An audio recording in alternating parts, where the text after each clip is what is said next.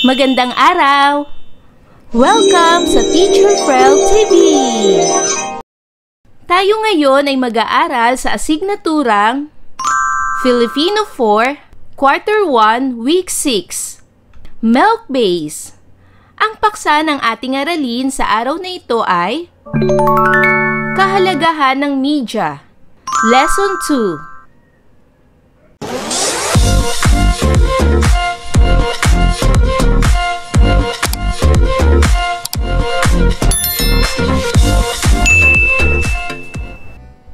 Sa araling ito, ikaw ay inaasahan na maibibigay ang kahalagahan ng media, halimbawa, pang-impormasyon, pang-aliw, at panghikayat. Kumusta mga bata? Sa araw na ito ay pag-aaralan natin ang kahalagahan ng media. Ano-ano ang mga larawang nasa ibaba? Tama! Ang unang larawan ay tinatawag na telebisyon. Ang sumunod na larawan ay pahayagan.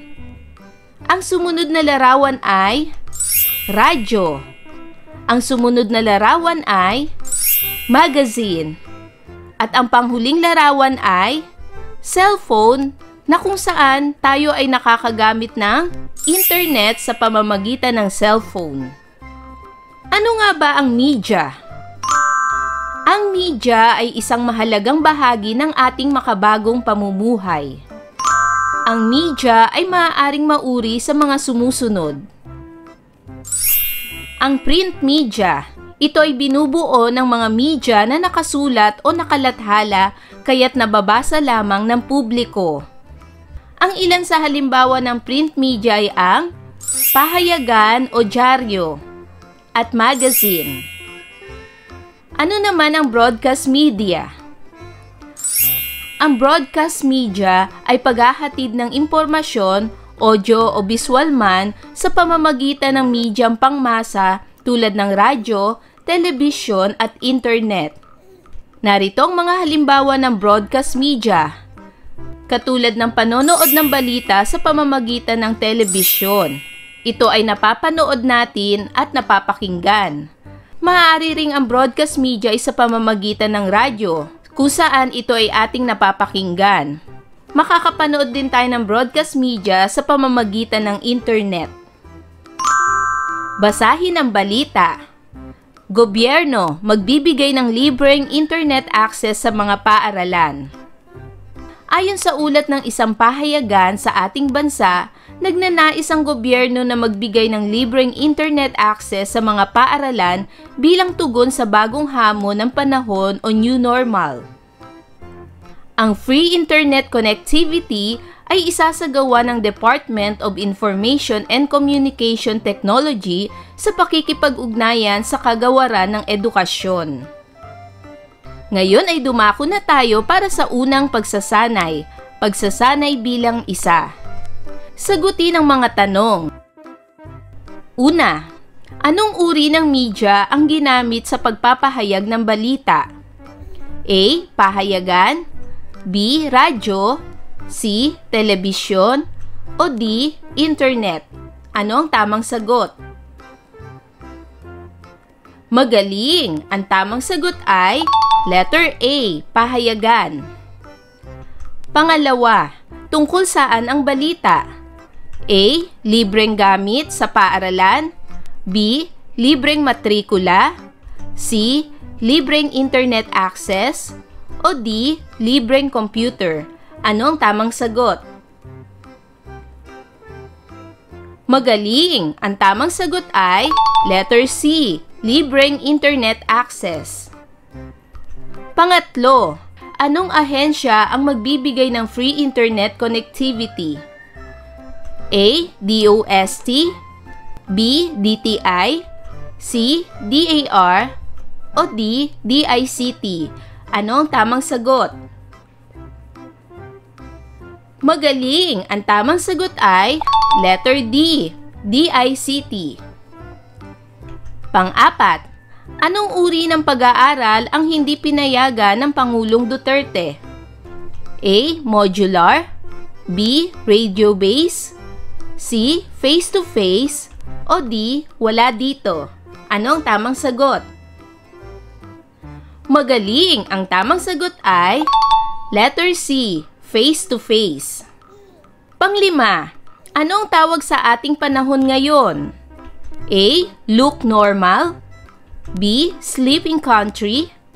C. New normal. Ano ang tamang sagot? Magaling! Ang tamang sagot ay letter C. New normal. Bakit mahalaga ang media sa panahon natin ngayon?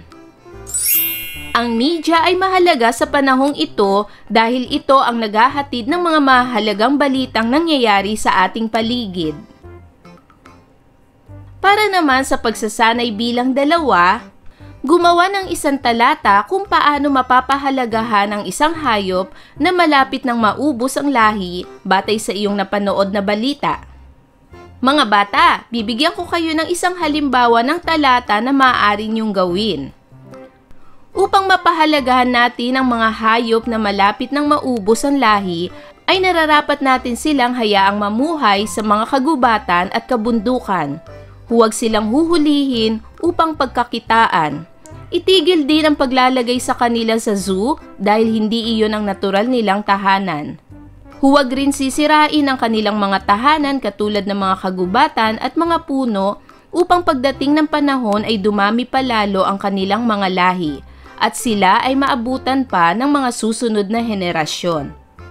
Ngayon mga bata, kayo naman na mag-isip ng sarili niyong talata. Para naman sa pagsasanay bilang 3, sa napapanood mo at napapakinggang balita, ano ang halaga ng mga ito sa iyo? May natututuhan ka ba sa mga napapanood o napapakinggang balita? Narito ang isang halimbawang kasagutan. Napakahalaga po ng panonood at pakikinig ng balita dahil sa ganitong paraan ay nalalaman ko ang mga nagaganap sa loob at labas ng ating bansa. Marami rin akong natututuhan at nalalaman sa pakikinig at panonood ng balita gaya ng mga impormasyon tungkol sa pandemya, lagay ng panahon, mga pangyayari at marami pang iba. Malaki ang naitutulong ng pakikinig at panonood ng balita upang maging alerto tayo sa lahat ng pagkakataon. Mga bata, natapos niyo ba ang lahat ng mga pagsasanay? Kung ganon, magaling! Tandaan, ang media ay isang mahalagang bahagi ng ating makabagong pamumuhay.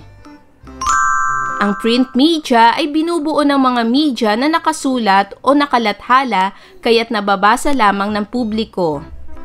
Ang broadcast media ay paghahatid ng impormasyon, audio o visual man, sa pamamagitan ng medyang pangmasa tulad ng radyo, telebisyon at internet. Mga bata, sana'y marami kayong natutunan sa ating aralin. Hanggang sa susunod, paalam! Thanks for watching!